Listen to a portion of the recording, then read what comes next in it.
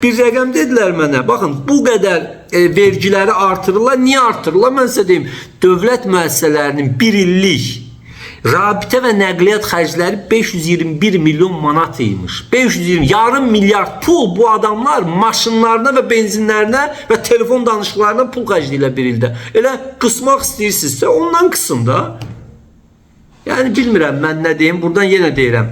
Parlamentdə təmsil olunan 11 partiyaya, 125 millət vəkilinə müraciət edirəm. Bu sənədləri, bu kağız-kuzları bu formada qəbul eləməyin.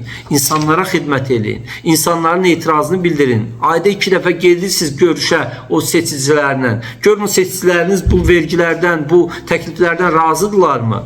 Yəni bizim başqa yolumuz yoxdur zaten. AK Parti olaraq parlamentdə təmsil olsa bu sözü orada deyərdi. Amma təəssüf ki, yəni biz AK Parti olaraq bu vergilərin, soyğunçu vergilərin qətəleyinəyi, xalqı düşünməyən belə bir büdcə layihəsinin qətəleyinəyi və parlamentə təklif edirik ki, bunu elə oradan da geri qaytarsınlar.